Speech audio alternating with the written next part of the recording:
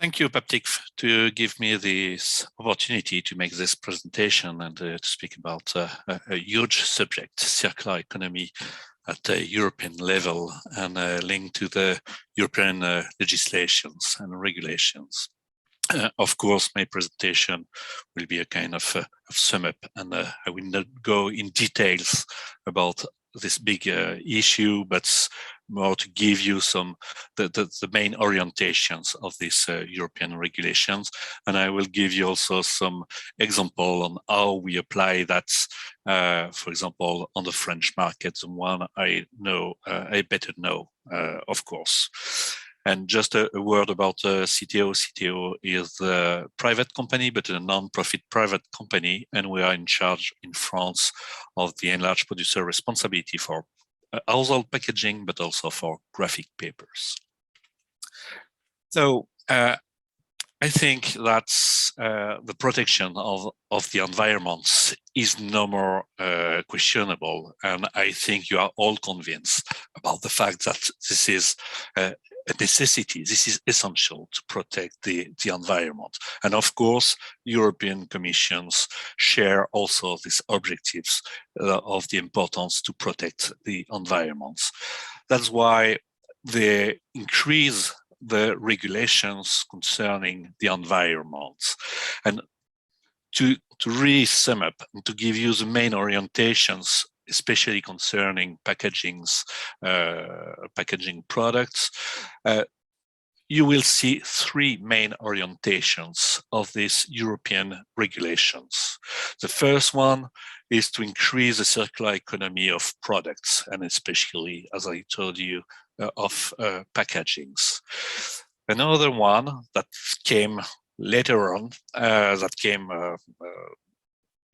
later, yes, in the legislations, but that occupied a lot the discussions, is the preventions of littering, and especially preventions of littering of plastics and of packagings. I will come back to that later.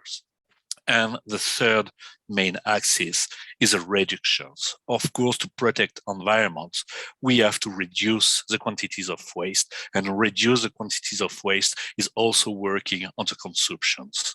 So it's always a difficult subject to discuss about with stakeholders, to speak about reduction when their business is based on volumes. But you will see that there is rooms to work on this reduction subjects. So on the first axis, circular economy, the European Commissions define some big objectives for all Europe, and especially for municipal wastes.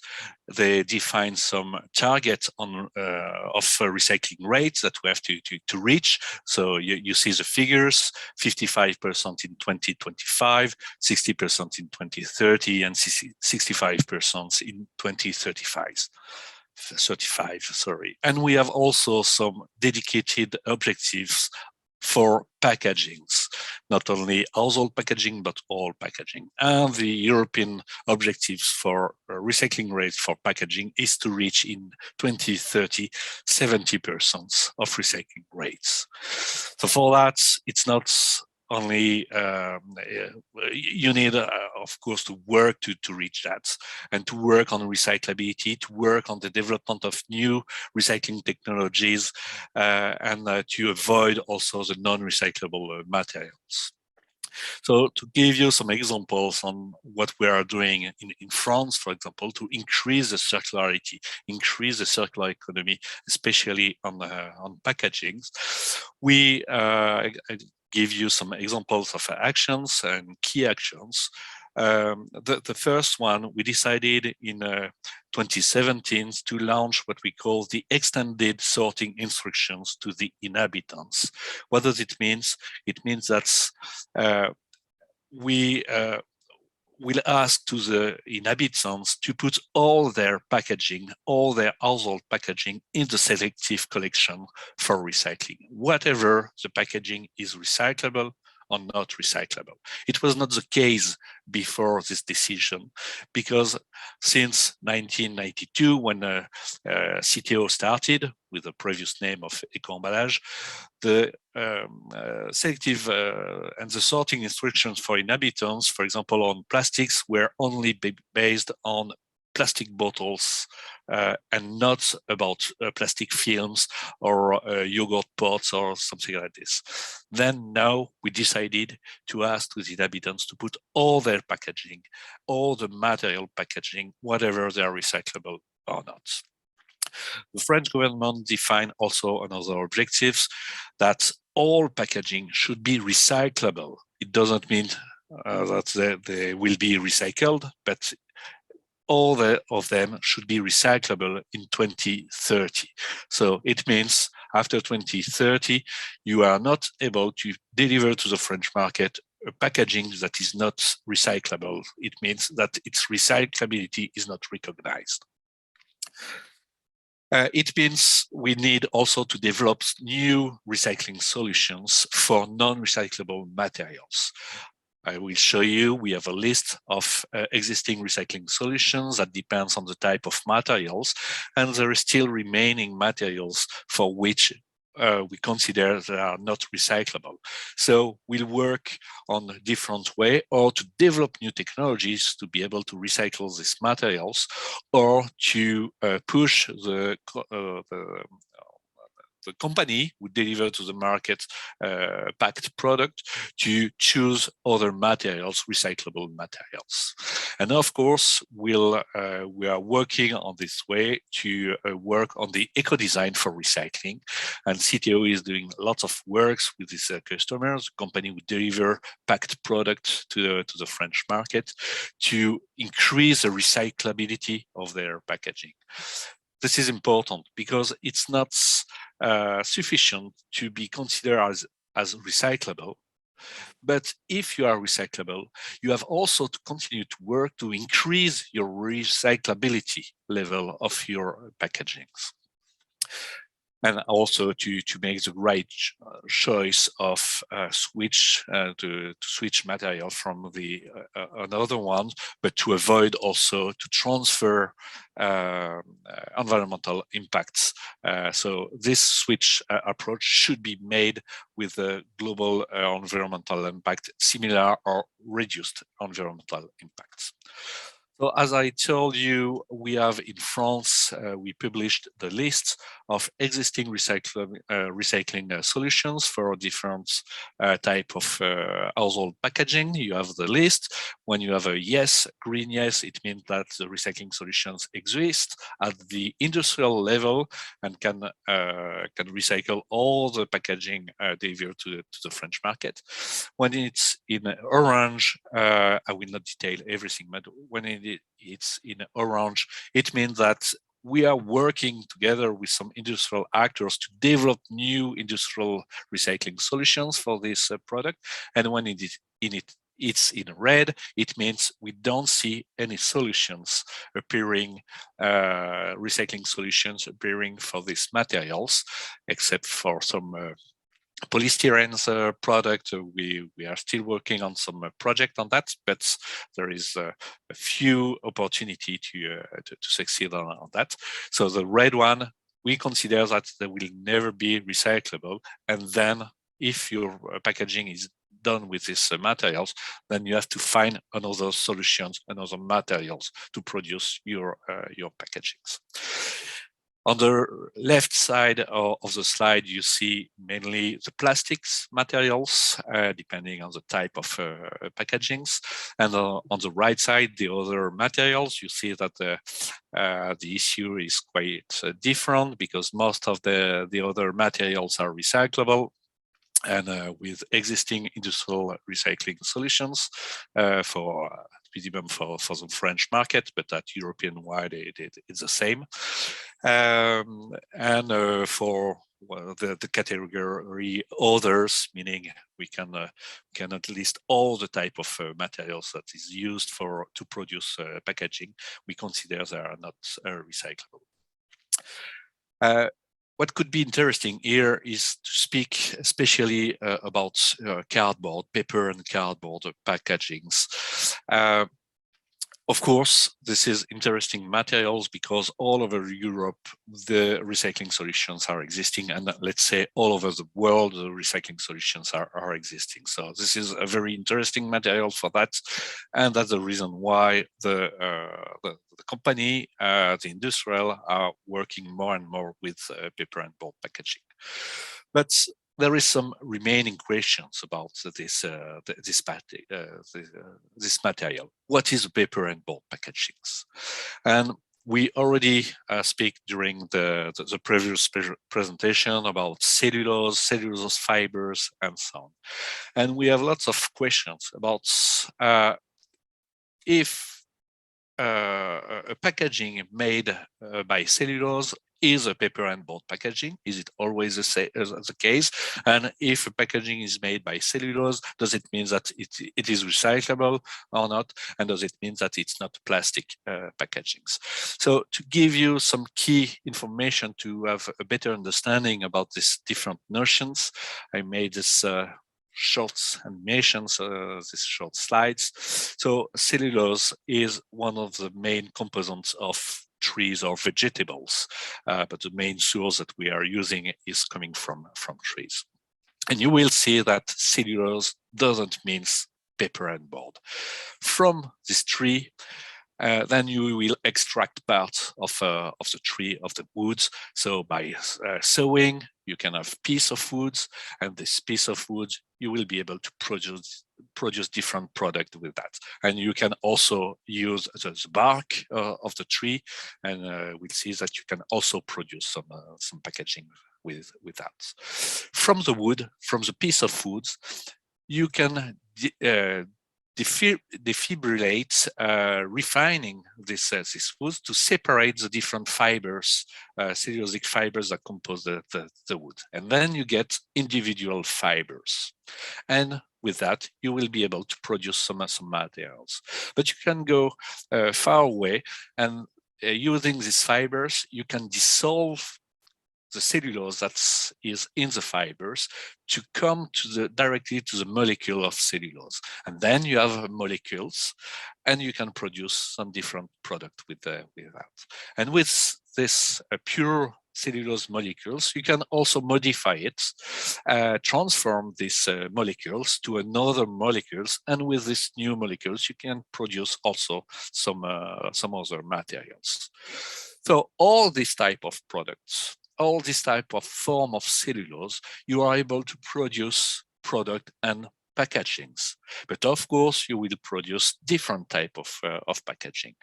With cork, you are able to produce cork stopper, for example. With wood, some wood packagings like a cheese box or a stick for ice creams or something like this. With fibers, this is raw materials to produce paper and board packagings. And with what we call regenerated cellulose, so coming from the molecules of cellulose that you dissolve from the wood, you can produce different type of material, fibers, cellulosic fibers, but also cellulosic films, depending on the way you are producing that. And I show on my screen some names of this type of materials: lyocell, modal, and so on. And with the modified cellulose, so meaning from the cellulose molecules that you can modify it, then you get modified cellulose, and you can also produce materials like cellulose acetate. All these materials are from cellulose and are composed by cellulose. Considering the status of plastic or non-plastic, it is interesting to understand that all the materials that is in the blue square are considered as non-plastic in the single-use plastic directives in Europe, even regenerated cellulose, because the molecule at the end is the same one that you have in the wood at the beginning. For the modified cellulose, it is considered as plastics. Are all these materials are recyclable? In fact, no. In fact, the paper and board packaging are recyclable. The other one, at least in France, are not recyclables. So this is important to have that and to understand that all packaging that are composed by cellulose are not paper and board packaging, don't have the same status comparing to the single-use plastic directives, and are not recyclable at the same level than paper and board packagings. So the second axis is the prevention of littering of waste. So this is a very few parts of the total packaging that are delivered to the market, to the European market, that reach the nature's water, the sea, rivers, or the country. Most of them, of course, are collected and are treated, whatever for recycling and whatever for incinerations or landfillings. But a very few parts of that of them are reaching the country.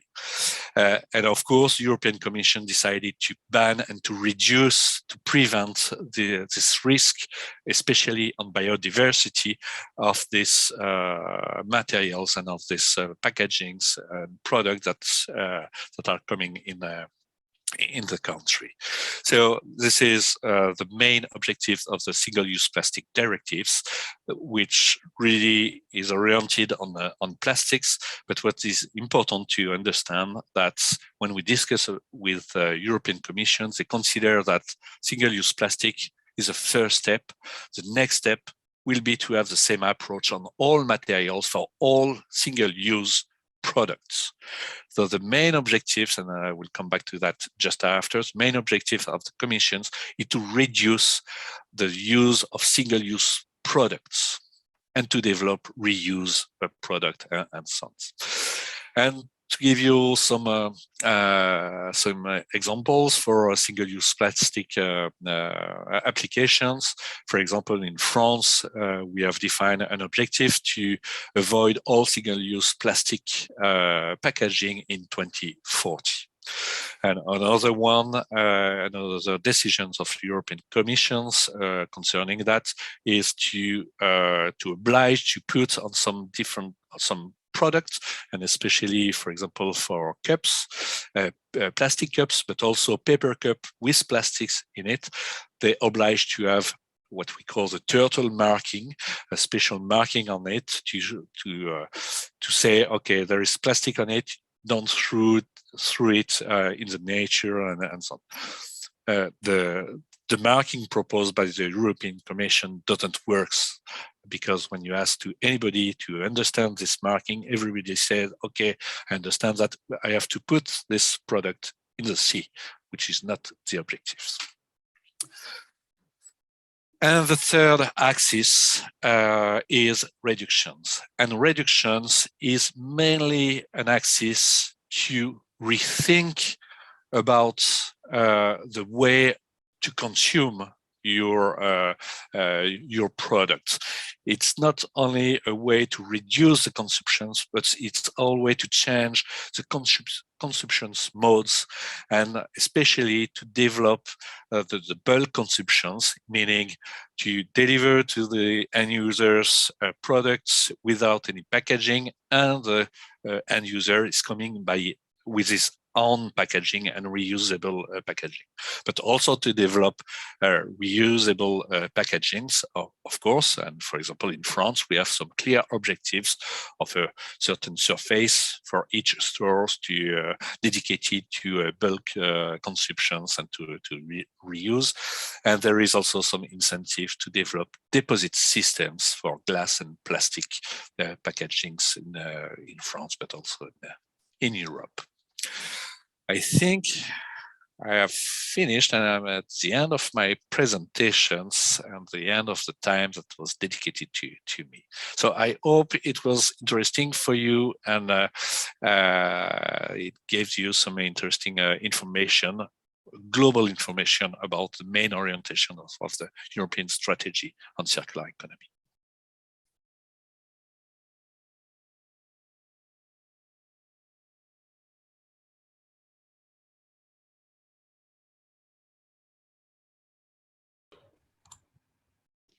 Good. Thanks very much, Jean-François. Very, very interesting topic. And was it so that you are taking the approach from the French angle? So circular economy, let me continue from here. Circular economy is a common topic for all the Europe. Do you see a consistent development in circular economy within the whole Europe? Yeah, of course. The circular economy is becoming the main scheme of, let's say, consumptions and waste management in all over Europe. All the countries, of course, they have to apply the European legislations. So it is becoming the main approach to manage waste all over Europe. Just a comment on that, circular economy is not a new scheme of waste management. This is the historical one, scheme of waste management. What is accidental in the history of waste management, this is a linear economy. Thousands of years or hundreds of years before, you reused all the materials and recycled all the materials because the materials were expensive, and it was expensive to reach the materials and so on. And because with the development of industry, the development of transport and so on, the access of materials was less expensive time after time. And when it's less expensive, you don't have any incentive to recycle that and so on. So we have to rediscover, let's say, the circular economy, but it's not new in the history of humanity. In the first session, we heard a presentation about the role of packaging design, and it's actually one of the leading ideas in this day. Do you see that packaging design is going to more simple direction in a way that also the material utilization will be improved and getting easier? Yes. I don't know if I get completely the question, but about eco-design for recyclability. As you see in my presentations, circular economy is a question of materials. What you will recycle is materials, and one material you can recycle it only in one type of process and so on. Exactly. And if you have associated material to that, this associated material will not be recycled in the main principles. So in the eco-design, one of the key way to eco-design your packaging is to try to reach monomaterial packagings. Because if you have associated materials, most of the time, you will be able to recycle only the main materials and not the other ones. So this is one of the biggest way to work on, and it creates some big challenges, especially for paper and board packagings, because in the packaging you need some different properties of the packaging characteristic, and especially it's maybe less the case for Paptic product, but you need some barrier properties for packaging, and most of the time these barrier properties are applied, are reached by adding some polymers, some plastics on the paper and board packagings. And the biggest challenge for paper and board packaging is to develop these barrier properties without any polymers additions to that. And we have interesting R&D developments that we are doing in France by CTP and together with CITEO to develop new barrier properties without any plastics for paper and boards. Thanks for the insight. There are two questions from the audiences. They are from the chat and they are EU level questions, but do you still want to accept those? Okay, so that's how right. Do you see if there are some countries having challenges in reaching the EU targets of recyclability? Of recyclability or of recycling rates? I would take this as recycling rates. Yeah, the challenge is, of course, all the countries are not at the same level in recycling rates, but one important thing is each country were calculated their performance recycling rates by their own way.